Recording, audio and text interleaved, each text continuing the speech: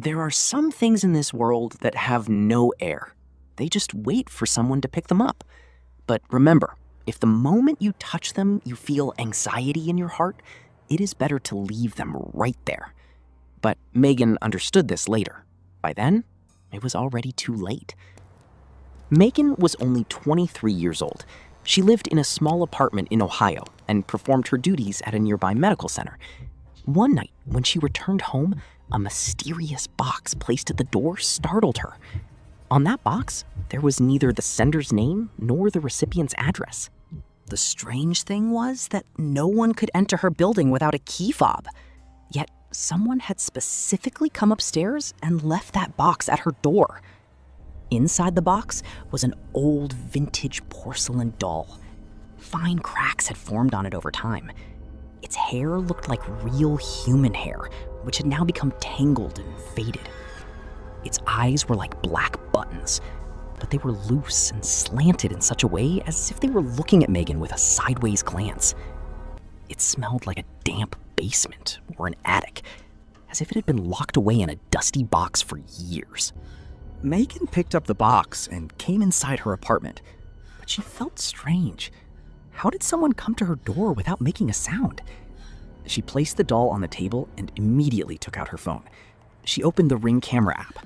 She was certain she would see the person who had played this prank. She checked the footage from the past hour. Empty hallway.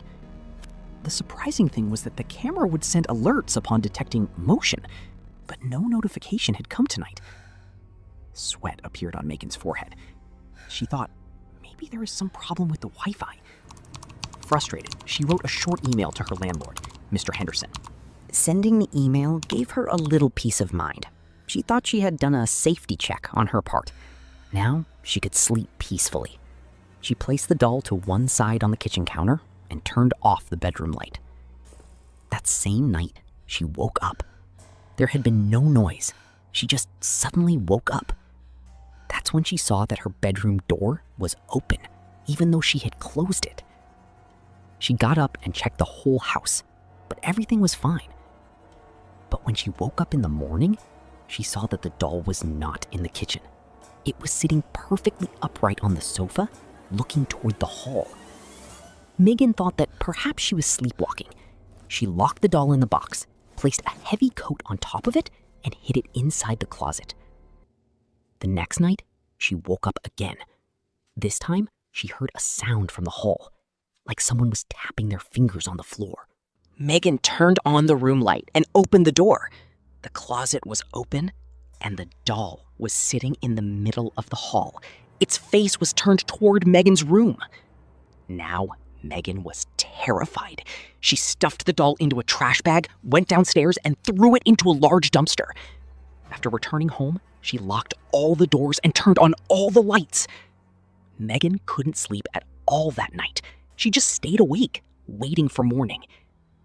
As soon as she saw the first light of the sun, she took a deep breath and peeked out of her door.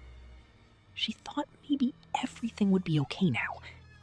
Just then, Megan saw that the same bag was sitting outside her door. But Megan had thrown it in the dumpster during the night. Megan called her friend Dana. Dana thought that Megan was just tired. Dana stayed for a little while and then went home. But at night, a message came from Dana. Megan, I have a severe headache, and I am feeling a strange sense of fear.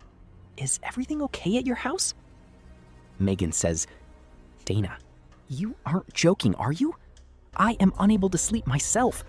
That same doll, the one I had thrown outside in the dumpster, is sitting back on the chair near me. I don't understand what is happening here. I am very scared. That same night, Megan saw that behind the doll's hair, something was sewn inside the clothes. She cut it open, and a small piece of paper came out from inside. On it, written in childlike handwriting, it said, "Keep it with you. Loneliness doesn't feel good." As soon as morning came, Megan went straight to the Clockwork Archive.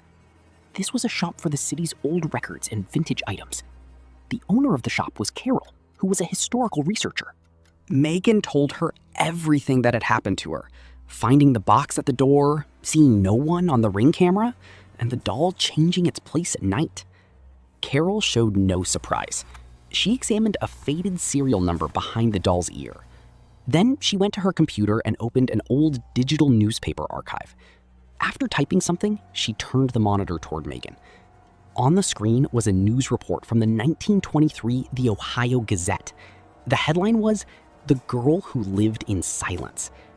Carol took a deep breath and said to Megan, "This is a customized porcelain doll from 1923. According to the news, 6-year-old Sarah Miller remained alone for weeks in a house in this very city. When the police broke down the door, she was already dead. But her hands were gripping this doll so tightly that the police had to cut the doll's clothes to separate them." Carol took off her glasses and said, "This is not a ghost, Megan. This is called residual trauma. The final and most terrifying loneliness attached to an object. The more you throw it in the trash, the more dangerous its separation anxiety will become. This child simply does not want to be alone again." Carol placed the doll back in the box and slid it toward Megan. "Take it home. Stop treating it as an object and accept it as a presence. Perhaps only then will you both find peace." Megan came home and sat down near the doll. Following Carol's advice, she started talking to the doll. "I'm sorry, Sarah. I didn't know how lonely you were. Now, don't be afraid. I won't throw you out anymore." Megan also said a prayer for that little girl. Suddenly, she felt as if the atmosphere of the room had lightened, as if something heavy had left that place. That night, Megan slept very peacefully. The doll did not move from its place at all. Megan kept that doll with her for 3 years. She changed cities, she changed houses, but she kept the doll with her. That doll never moved again. Megan didn't think much about it anymore, but one day she took out that note again. The note was the same, and the old message written on it was the same too, but underneath it, 2 new words had been added in pencil that weren't there before. It said, "Thank you." Megan never opened that note again after that. So, if you ever find something at your door that has no air, leave it right there. Some things just want a home, and once they find a home, they never leave again. How did you like our story? Give your opinion in the comment box below, and be sure to like our video and subscribe to the channel.